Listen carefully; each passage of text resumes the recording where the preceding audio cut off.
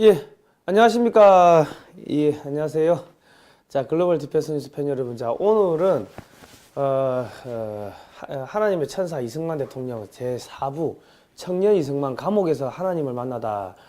이 내용으로 제가 말씀드리도록 하겠습니다. 자, 첫 번째, 일단 광고 먼저 하나 보고 가시죠. 통일한국 비전 캠프가 있습니다. 내 자녀 이승만 대통령처럼 키우실 분은 여기 자녀들 보내시면 되고요. 초등학교 2학년부터 6학년까지인데 순결서약식, 통일한국 체험학습, 성경적 세계관 체험학습 이런 것들 합니다. 학부모와 교사 수련회도 함께 진행이 되니까 학생들만 보내지 마시고 어머니도 같이 부모님도 같이 가시면 되겠습니다. 1월 16일 수요일부터 1월 19일까지고요. 자, 그 다음은요. 자, 제16회 청소년 지저스 아미가 있습니다. 그 다음. 예. 중고생, 대학 청년부인데, 문의 전화는 010-3152-8291번이고요. 청소년, 청년, 자원봉사자, 모집까지 같이 합니다. 같이 하니까, 많이 이제 참석을 해주시면 감사하겠고요. 자원봉사 하실 분들은 또 자원봉사 하시면은, 자원봉사 확인서도 발급이 된대요. 그러니까 지금 이런 프로그램들이 왜 중요하냐면 지금 학교에서 청년들 그러니까 학생 인권 조례를 보시면 기본적으로 뭐 낙태할 출산할 권리, 가출할 권리, 뭐 동성애할 권리 이런 것들을 학생 인권 조례에 넣어가지고 가르치고 있습니다. 그러다 보니까 학생들이 엉망이 돼 버리는데 이런 프로그램을 통해 가지고 한 번만 교육받으면은 학생들이 출산이라든지 낙태라든지 동성애라든지 뭐 이런 부분에서 이제 안 걸리게끔 자유로운 영혼이 되게끔 가르치니까요. 한번 꼭 보내시기 바랍니다. 자, 그리고요.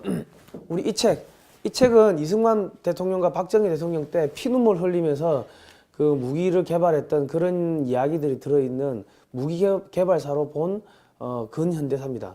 우리 학생들, 어린 자녀들한테 엄청나게 좋은 책이니까요. 또 사진도 많이 들어있습니다. 1940년대부터 최근까지 한국군의 발전사가 들어있으니까요. 많이 신청해 주시면 감사하겠습니다. 자, 그 다음 넘어가겠습니다. 자, 이게 이제 한성 감옥 시절에 이제 청년 이승만이 이제 수감이 돼 있는데요. 우리 앞전에 이야기를 했죠. 그 입헌군주제로 바꾸려고 데모하다가 이제 요주 인물로 찍혀가지고 독립협회 사건으로 이제 투옥이 됐다. 투옥이 돼가지고 또 도주하다가 유견발 권총 땅땅땅 쏘고 도주하다가 잡혀가지고 그 한 명은 죽고 뭐 청년 이승만은 곤장 100대 맞고 이제 영구적으로 감옥에 투옥되게 됐다. 뭐 이제 그 이야기까지 했습니다. 자, 그 다음을 이제 보여드릴게요. 오른쪽에 보시는 사진들은 뭐 지금 북한에서 행해지고 있는 고문들입니다. 뭐 온갖 고문들 뭐 사진만 보셔도 여러분 끔찍하시죠. 저런 거를 아마 받았을 거라고 우리가 추측이 됩니다. 조선시대 때 고문이라는 게 국사범 그러니까 영모죄에 걸려서 들어간 이 이승만한테 청년 이승만한테 어떠한 고문을 가했을지는 여러분 뭐 상상을 뭐 해보시면 아시겠는데 지금 아마 북한에서 하고 있는 저런 고문 인두로 지진다든지 뭐 저런 것들 몽둥이를 두들겨 팬다든지 뭐 저런 것들을 아마 다 했을 거라고 생각이 됩니다. 그런데 곤장 100대 맞고도 안 죽고 저런 고문을 당하고도 안 죽고 그런 걸로 봤을 때는 이승만 대통령은 진짜 하나님이 대한민국을 구원하기 위해서 이 조선 백성들을 구원하고 대한민국을 구원하기 위해서 특별하게 살려놓으신 게 아닌가 싶은 그런 생각이 듭니다. 자, 그 당시에 감옥의 상황을 보면요.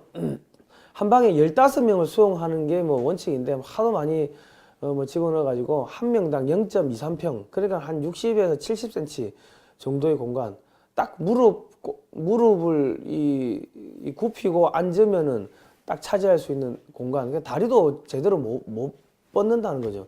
그런 상황에서 이 사람 저 사람 불러다가 이제 또 고문하고 자백하라고 두들겨 패고 옆에서는 뭐 고문하는 소리 들려오고 비명 소리 들려오고 그리고 뭐 또 너무 사람들이 많이 앉아 있어 가지고 우리 칼 있죠. 이 칼 우리 사극에 보면 칼이 있는데 그 칼을 쓰지 않으면은 제대로 다리도 못 뻗을 정도로 칼 쓰고 있는 게 가장 행복했다 할 정도로 그 정도로 이제 열악했다는 겁니다. 그리고 이제 뭐 온갖 흉악범 및 잡범들하고 같이 섞어놔 가지고 이 이승만 대통령 왕족 출신이었던 청년 이승만이 얼마나 고통을 겪었을지는 뭐 그 안에서 두들겨 패고 또 그런 것도 있었겠죠. 예. 그리고 음식도 뭐 구역질 나고 뭐 그런 건데 그런 것도 이제 뭐 제대로 못 먹고, 그리고 정치범들이 겪는 고문은 죽음의 고통이다 뭐 이런 이야기도 있고요. 다른 사람은 고문을 받다가 이제 다리가 부러졌다 이런 이야기도 있고, 뭐 얼마나 많이 집어넣는지 15명이 들어가야 되는 방에 뭐 50명씩 집어넣으니까 미꾸라지가 바구니 안에서 꿈틀꿈틀 되는 것 같았다 이런 이야기까지 표현이 나올 정도였습니다. 자, 감옥에서 급식 상태는 뭐 팥밥과 콩나물, 소금국이 전부인데 지금 뭐 아마 북한하고 비슷하지 않겠나 싶습니다. 예. 그 담은 그릇을 보면은 불결해서 보기만 해도 역겨웠다 뭐 이렇고요. 그거마저도 그 옥리들 간수들이 자신들이 배를 불리기 위해 가지고 나쁜 쌀에다가 팥을 섞어 놓고 안에 뭐 모래나 뭐 돌 이런 것도 섞어 놓고 뭐 그렇게 한 거죠. 저런 쌀을 우리 옛날에 그 구식군들한테 줬다가 그 임무군란이 났었다는 거 여러분 뭐 그 저희가 앞전에서 방송을 해서 아시겠지만은 어쨌든 간에 저런 이렇게 험악하고 사람이 먹기도 힘든 저런 것들을 줬다는 거죠. 자, 그 다음에 보시면은 그대로. 예. 자, 청년 이승만은 감옥에서 6개월간은 손목에는 수갑을 차고 있고 다리에는 족쇄, 목에는 10kg의 무거운 칼을 쓰고 미결수의 생활을 했다. 가장 무서운 것은 고문의 고통이었다. 요거는 이제 이게 빨간색은 청년 이승만이 했던 이야기입니다. 나를 캄캄한 방에 눕혀 놓았는데 나는 그 다음날 아침까지 무슨 일이 있었는지 알지 못했다. 그리고 나는 다시 감옥으로 끌려갔다. 그때 나는 얼마나 죽고 싶었는지 모른다. 그들은 나에 대한 저기를 마구 뿜어내는 성난 짐승들 같았다. 나는 이 세상에 있는 것이 아니다. 조금만 있으면 다른 세상에 갈 터인데 저 외국 사람들이 나에게 말해준 예수를 믿지 않았기 때문에 그 세상의 감옥에 가 있게 될 것이다. 자, 이때 이승만은 너무나도 자기가 예수를 안 믿었다는 거에 대해 가지고 후회를 했다는 거죠. 그래가지고 이제 뒤늦게 에비슨 박사에게 사람을 보내가지고 참 제주도 용합니다. 그 안에서 고문당하고 한다고 바빴을 건데 그 안에서 또 몰래 사람을 보내가지고 영어 성경과 영안사전을 차입해 줄 것을 부탁을 했고, 에비슨은 때마침 서울에 부임한 캐나다 선교사 헤로이드 양을 통해 에디가 공급하는 영문 신학 성경을 이승만에게 차입해 주었다. 이렇게 입수된 신학 성경을 탐독하던 어느 날 청년 이승만은 하나님께 기도를 드리면서 예수님을 믿게 되었다. 이승만 왈, 나는 깜방에서 혼자 있는 시간이면 이 성경을 읽었다. 그런데 선교학교 배제학당에 다닐 때는 그 책이 나에게 아무런 의미가 없었다. 이제 그것이 나에게 깊은 관심거리가 되었다. 그 어느 날 나는 선교학교에서 어느 선교사가 하나님께 기도하면 하나님께서 그 기도에 응답해 주신다고 했던 말이 기억났다. 그래서 나는 평생 처음으로 감방에서 오 나의 하나님, 나의 영혼을 구원해 주옵소서. 오 나의 하나님, 우리나라를 구원해 주옵소서 하고 외쳤더니 금방 감방이 빛으로 가득 채워지는 것 같았고 나의 마음에 기쁨이 넘치는 평안이 깃들면서 나는 완전히 변한 사람이 되었다. 지금 청년 이승만이 이 하나님을 믿게 된 게 1899년 1월에서 2월경이라고 합니다. 저는 정확한 날짜는 알 수가 없는데 이게 이제 국내 양반이나 귀족들, 뭐 왕족 출신에서는 국내에서는 최초라고 하네요. 이제 그런 양반들 중에서 해외에 있으면서 믿었던 기독교 신자가 됐던 뭐 서재필이나 여러 사람들이 있었지만은 국내에서 이런 양반이나 왕족들은 청년 이승만이 처음이었다고 합니다. 자, 그 다음에요. 나는 그 후 성경을 구하려 했으나 옥중에서는 종교 서적이 아무것도 허용되지 않았고 또한 선물도 허용되지 않았다. 그러나 비밀 방법을 통해 셔우디 에디 박사가 조그마한 신약 성경을 보내왔는데 그것을 받는 나는 얼마나 기뻤는지 모른다. 죄수한 사람은 간수들이 오는가를 살피기 위해서 파수를 섰고 또 한 사람은 성경을 넘겨주었다. 나는 몸이 형틀에 들어가 있었고 손에 수갑이 채워 있어서 책장을 넘길 수가 없었다. 나의 마음속에 드리운 그 안위와 평안과 기쁨은 형용할 수 없었다. 나는 그 감옥에서 얼마나 감사했는지 잊을 수가 없다. 나는 5년 7개월 동안의 감옥살이에서 얻은 축복에 대해서 영원히 감사할 것이다. 1904년 8월 7일 나는 사면을 받고 다시 세상에 나올 수 있는 자유를 얻었다. 이렇게 자신의 회고록을 통해 가지고 청년 이승만이 감옥에 있으면서 이 성경책을 공부하면서 하나님을 믿게 되었고 그 감옥 안이 그렇게 평온할 수 없었다. 그런 이야기를 이 소위 말해서 기독교에서 말하는 간증을 저렇게 자기의 그 서적에다 써놓은 겁니다. 그러니까 지금 어찌든 간에 지금 저렇게 믿고 있는 상황에서 나중에 고종 황제가 이제 미국에 가서 야 우리 옛날에 조미수호 통상 맺었으니 조미수호 통상 조약을 맺었으니까 미국한테 야 일본이 조선을 침략하려고 하니까 좀 막아달라고 네가 이야기 좀 해라. 네가 왕족이고 영어도 잘하고 네가 인마 하나님 믿었으니까 거기 하나님 그 나라도 하나님 믿는다고 하니까 가가지고 이야기 좀 해봐라. 이런 식으로 해가지고 이제 역사상 최초의 민간 외교관으로서 이승만을 미국으로 이제 보냅니다. 보내는데 이승만은 처음에는 좀 화가 많이 나가지고 이제 좀 뾰루퉁했던 것 같아요. 예. 어쨌든 그런데 자 이게 이제 그 미국 교육위원회에서 한 번은 이제 이 조사를 한 적이 있었습니다. 이 예수를 믿는 가문과 예수를 믿지 않는 가문의 차이를 비교 분석한 적이 있었는데 그 대표적인 인물로 선정된 사람이 바로 조나단 에드워즈라는 목사님과 막스 슐츠라는 사람의 가문이었습니다. 이 두 사람은 300년 전에 살았던 사람들인데 이 300년 동안 이 두 사람의 가문을 조사한 결과가 매우 충격적이었습니다. 이 먼저 조나단 에드워즈 목사의 후손은 896명이었는데 그 중에 목사 및 선교사가 116명, 교수, 학장, 총장, 교사가 86명, 그 중에서 이제 총장이 3명, 학장이 66명, 문학가들이 75명, 상원과 하원이 4명, 부통령이 된 사람이 1명, 기업인이 73명, 발명가들이 21명, 장로와 집사가 286명이나 되었다고 합니다. 이 놀라운 것은 896명의 후손 중 실패한 자손들이 한 명도 없다는 것인데요.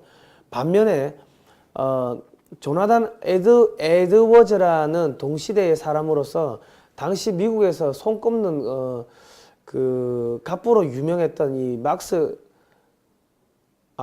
조나단 에드워즈와 동시대의 사람으로서 당시에 미국에서 손꼽는 갑부로 유명했던 막스 슐츠라는 그 사업가 집안을 조사를 했는데 막스 슐츠의 5대의 후손들은 총 1062명이었습니다. 그런데 교도소 생활을 5년 이상 복역한 사람이 96명, 정신변자 알코올 중독자들이 58명, 창녀들이 65명, 생활보호 대상자의 극빈자가 286명, 불우무식한 자가 460명이나 되었다고 합니다. 이 놀라운 것은 이 1062명의 후손들 중에는 복을 받고 산 사람이 단 한 사람도 없었다는 점이라고 합니다. 이 전부 다 비참하고 불행한 인생을 살아갔다는 것을 알 수 있다. 이런 미국의 조사가 있는데요. 제가 왜 뜬금없이 이 이야기를 했냐면은 이승만 대통령이 그 청년 이승만이 감옥에서 성경을 보고 하나님을 부르짖으면서 평안을 찾았다 하는 이야기가 이게 거짓말이 아니라는 것, 이 소위 말해서 뻥이 아니라는 것을 저희가 이제 좀 말씀드리기 위해서 미국의 사례를 이게 조사를 해서 이렇게 알려드렸습니다. 이게 무슨 이야기냐면 돈이 아무리 많다 하더라도 이 영적인 부분, 정신적인 부분, 하나님이 있냐 없냐 그거 안 믿는 분들은 또 잘 모르시겠지만 그런 영적인 부분들이 제대로 정립되지 않으면은 그 후손들의 이 삶의 생활이 피폐해진다. 이 부모가 제대로 바르게 생활하고 자라고 하면은 그러면 자손들이 그걸 다 보고 이게 따라하겠죠. 근데 부모님이 돈밖에 모르고 매 술 마시고 뭐 어디 가서 두둑에 패고 뭐 저기 뭐 바람 피우고 이런 걸 하면은 자식들이 무의식 중에 그런 거를 보고 듣고 배운다는 거죠. 그래 하다 보면 더 나쁜 쪽으로 가다 보면 자식들이 저렇게 망가지는데 뭐 그러니까 이거는 뭐 하나님을 믿고 안 믿고를 떠나가지고 이 그냥 인간의 언어로서도 충분히 설명이 가능한 겁니다. 부모가 엉망진창이면 자식들이 개판이 된다. 이거는 뭐 동서고금을 막론하고 다 알려진 사실인데 여기서 이제 이 인생이 잘 안 풀리시는 분들은 이승만 대통령처럼 이제 뭐 믿자야 본전이니까 교회 근처에 있는 교회 가가지고 하나님 한번 믿어보시기 바랍니다. 그러면 또 구원을 뭐 받을 수도 있겠죠. 예. 자, 1943년 11월 27일 카이로 회담에서요, 그 한국민이 노예 상태에 놓여 있음을 유의하여 앞으로 적절한 과정을 통해 한국을 자유독립국으로 할 것을 결의한다. 이런 문구가 이제 나옵니다. 그런데 이 100여 개가 넘는 식민지 국가들 중에서 유독 한국만 이런 문구가 딱 한국만 콕 집어가지고 이런 문구가 나옵니다. 이 왜 이런 문구가 나오냐면요. 1943년에 미국 루즈벨트 대통령한테 이승만 대통령이 편지를 3통을 써보내는데요.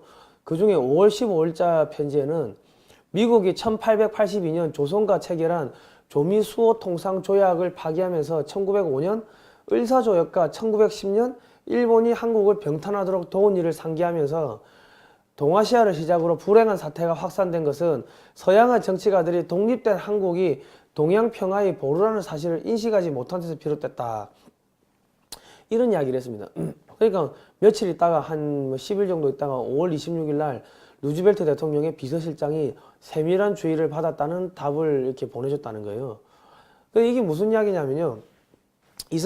청년 이승만이 고종의 명을 받고 미국에 가가지고 그 전국을 순회를 하면서 미국 전국의 교회를 순회하면서 조선의 독립에 대해서 이야기를 합니다. 조선을 독립을 해야 되고 그리고 자기가 하나님 믿게 됐다. 왜냐면 그 당시에는 아시아에서 왔다 하면은 뭐 아시아인을 원숭이 취급했다고요.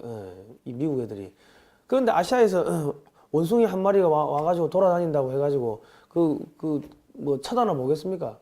근데 교회를 놀면서 내가 감옥에서 당신네들 선교사들이 보낸 그 선교사들 통해 가지고 성경을 공부하고 하나님을 이렇게 만나게 됐다. 옥중에서 내가 뭐 이렇게 뭐 이런 감옥에서 갇혀 고문받고 하면서 하나님 부르짖었고 이런 간증을 했겠죠. 간증을 하니까는 야, 씨, 우리나라에서 보낸 선교사가 야, 한 명을 구원했네. 이래가지고 미국 교회 목사님들이 다 다리 놔줘가지고 교회를 돌면서 그런 간증을 하면서 조선에도 이 하나님 믿는 백성들이 많으니까 꼭 좀 구해주세요. 이런 이야기들을 계속 하고 다닌 거예요. 그러면서 또 뭡니까? 배제 학당에서 2년간은 공부를 했기 때문에 그거를 인정받아 가지고 조지 워싱턴 대학에 입학을 해가지고 2년 만에 졸업을 합니다. 앞에 배제 학당에서 2년 공부를 했기 때문에. 그러니까 배제 학당이 그냥 고등학교 교육이 아니라 이 근대식 대학 교육이었다는 거예요. 그리고 이제 하버드대 다니고 이제 나중에 그 하버드에서 석사하고 이제 박사를 프린스턴대에서 하는데 그러면서 유럽의 역사라든지 뭐 세계 지리라든지 국제 정치라든지 국제법 이런 것들을 두루두루 공부하게 되면서 근데 또 윌슨의 민족 자결주의 했던 그 윌슨 대통령이 조지 워싱턴대 총장이었기 때문에 또 청년 이승만이 또 참 선생님도 잘 만났어요. 미국의 대통령이 자기 스승이었어요. 총장이었다고, 대학 총장, 조지 워싱턴대. 그러다 보니까 미국에 이제 정계에 있는 사람들하고 이제 발이 넓어지게 된 거죠. 그러면서 그 사람들하고 만나면서 계속 조선에 구해줘야 됩니다. 계속 이야기하고 또 이야기하고 일본이 미국을 침공할 거다 뭐 이런 이야기도 하고 하니까 처음에는 미친놈 취급 당하고 했겠지만은 계속 이야기 듣고 일본이 하는 짓거리 보고 하니까는 진짜 그럴 수도 있겠네. 뭐 그러면서 이제 이 이승만에 대한 이 인지도나 평판이 점점 좋아진 거죠. 그러다 보니까 이 카이로 회담 초안 문서를 작성을 맡은 홉킨스 박사가 또 이게 미 의회 내 감리교 출신들과 아주 그 밀접한 교류를 하고 있었는데 이승만 대통령이 이승만 박사가 또 감리교 쪽 아닙니까? 예.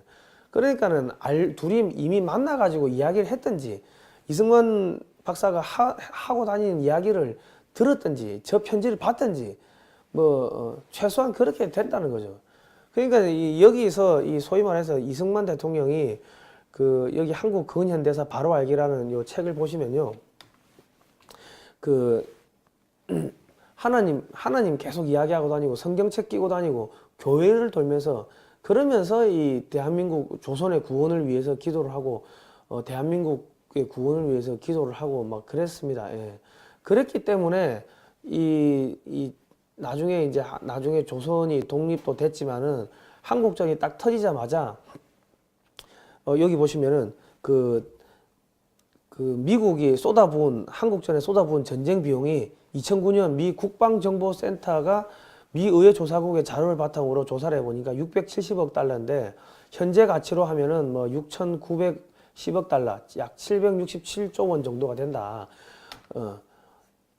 이런 결과가 나왔습니다. 그리고 전쟁이 딱 터지자마자 6월 25일 날 전쟁이 터지는데 7월 1일 날 스미스 대대 540명이 상륙한 이래로 3년 1개월 동안 178만 명을 미국에서 보냅니다.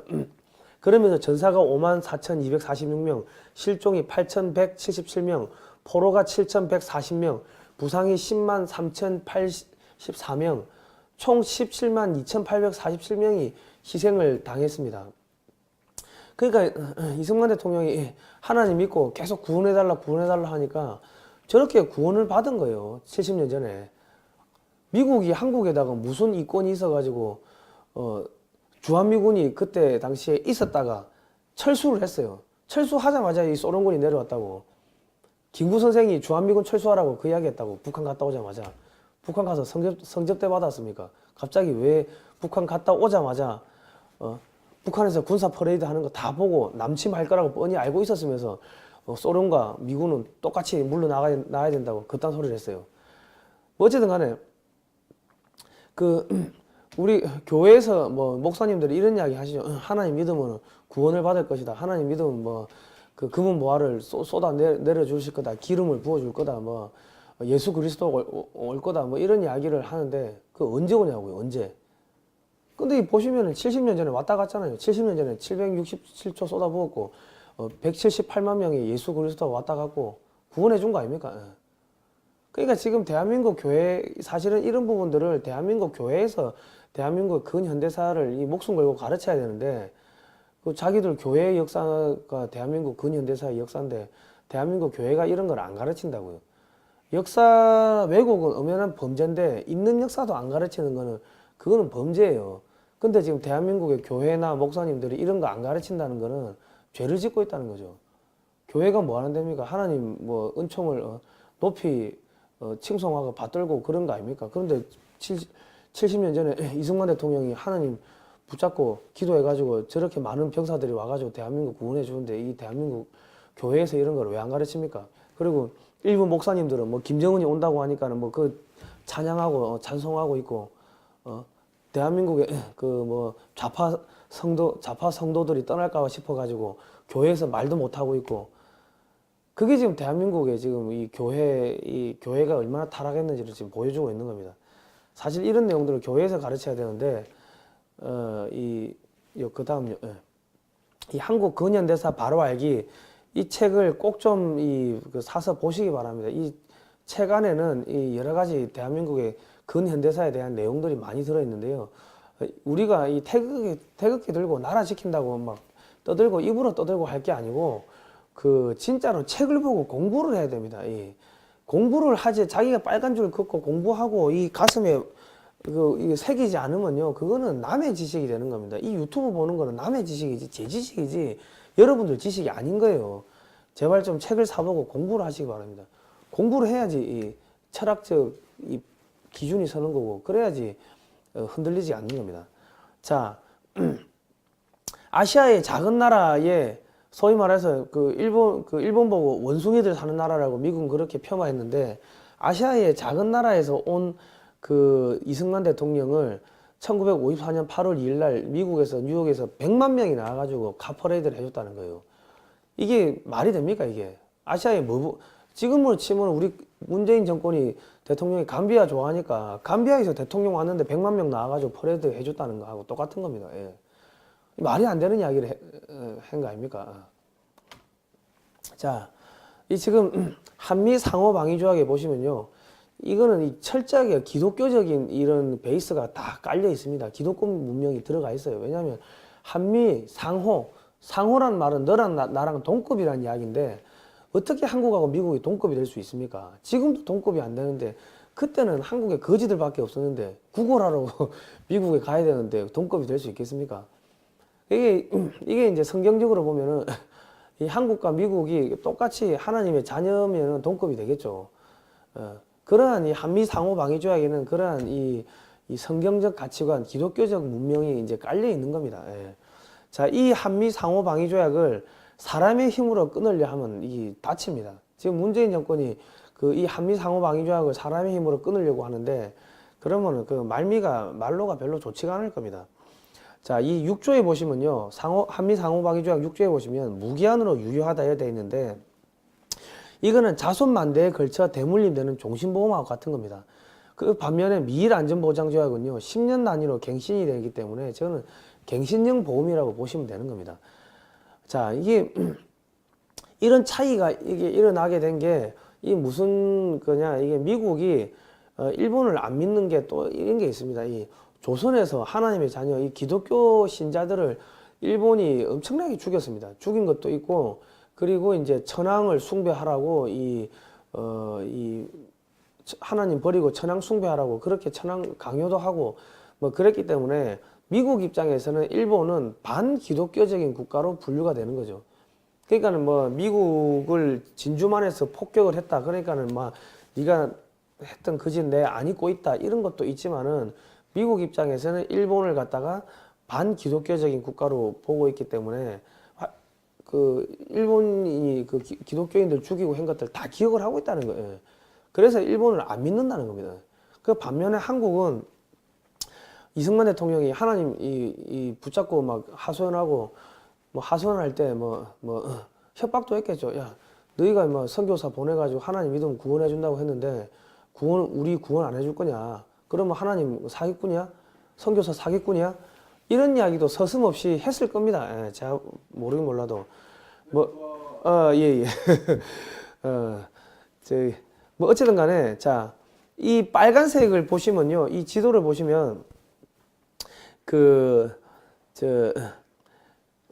이 전체가 빨간색인데 한국만 남한만 파란색입니다. 예. 이게 말이 됩니까? 남한이 빨간색이 되는 게 그게 정상적이지 않겠습니까? 그러니까 왜 이거를 여기를 숨통을 튀어놨냐면은 이승만 대통령이 남한이 적화되면은 이 일본도 공산화 될 수 있다. 그러면 일본이 위험해지면은 미국은 동에서 공격받고 서에서 공격받는 거 아니냐. 그러니까 우리가 남한을 이 한반도를 지켜주는 게 소위 말해가지고 미국을 지켜주는 거니까 미국은 미국도 우리를 지켜달라. 이렇게 해가지고 한미 상호 방위 조약을 체결하게 된 거고 또 20배 사단을 무장할 수 있는 무기를 달라. 그리고 2억 달러 무상 원조를 달라 해가지고 세 개 다 관철시킵니다. 그런데 이제 무상 원조라든지 이제 무기를 받는 거는 이승만 대통령이 하야하고 나가지고 이제 허지부지 되고 한미 상호 방위 조약만 남았는데 자, 여기 보시면은 해리 해리스 주한미 대사가 극동 포럼에서 연설을 한 게 있습니다. 이 뭐라고 했냐면은 주한미군 감축 가능성에 대해서 전혀 이야기된 바 없다. 일축을 했고요. 대사로서의 임무에 대해서 가장 중요하고 근본적인 임무는 한미동맹이 철갑처럼 굳건히 유지되도록 하는 것이다. 이렇게 이야기를 했습니다. 이 지금 해리 해리스 대사가 인도태평양 인도태평양 사령부의 사령관을 했던 사람이 주한미 대사로 왔다는 거는 미국이 한반도를 갖다 그만큼 군사적 요충지로서 중요하게 생각을 하고 있다는 뜻이죠. 그런데 지금 뭐 주한미군 철수를 한다 이런 뭐 언론에서 뭐 자꾸 그런 이야기가 나오니까 우리 국민들도 막 휩쓸리기 시작하는데 제발 역사책을 보십시오. 역사책 보시고 이 이승만 박정희 대통령 때 어떻게 해가지고 주한미군이 남아 있게 됐는지 박정희 대통령이 주한미군 나가라 했다고. 하도 나간다고 지미 카터 행정부터 나간다고 하니까 나가라 임마 하니까 그 저기 뭐야 저 주한미군 그 관계자가 와가지고 여기는 미국의 사활적 이익이 걸려 있는 지역이기 때문에 제발 나가라고 이야기하지 말아 주십시오. 그렇게 이야기를 했습니다. 예. 그것도 그렇고 그 저기 뭡니까 우리가 그 저기 그 중화공업을 개발을 하게 된 것도 투자하게 된 것도 필리핀은 베트남은 농업 국가이기 때문에 저거 포기해도 된다. 미국의 관리들이 그렇게 이야기했다는 거를 건너 듣고서 야 한국이 무기를 많이 만들면은 만약에 이게 공산주의자들 손에 넘어가면은 일본이 위험해지지 않겠냐. 그러면 미국이 우리 포기 못 하겠지. 물귀신 작전을 하자. 그렇게 해가지고 이 지금 대한민국 미군이 나중에 철수를 안 한다고요. 1980년대 초반까지 지상군 다 내고 미군하고 공군만 남기기로 그렇게 했는데 나중에 군사 고문단이 와가지고 이제 야 이거 미군 철수시키면 안 된다. 그렇게 해가지고 미군 철수가 막아진 겁니다. 실제로 2개 사단 중에 1개는 닉슨 독트린 이후에 철수를 했고요. 이런 역사적 배경이 있는데 이런 역사적 배경은 단 한 줄도 공부 안 하고 언론에서 나와가지고 언론인이라는 사람들이 주한미군 철수할 수 있다 이런 이야기하고 그 국방수권법이 9월까지 한시적으로 적용되기 때문에 9월 이후에는 트럼프 대통령이 주한미군을 철수시킬 수 있다 이런 이야기를 하는 거는 이거는 이제 잘못된 거죠. 70년 전에 이 역사들이 이 책에 그대로 지금 들어가 있으니까요. 우리 이 책을 꼭 좀 사가지고 한번 보시기 바랍니다. 이 글로벌 디펜스 뉴스 홈페이지에서 신청하시면 됩니다. 자, 오늘은 여기까지 하겠습니다. 자, 다음 시간에 또 뵙도록 하겠습니다. 예, 고생하셨습니다.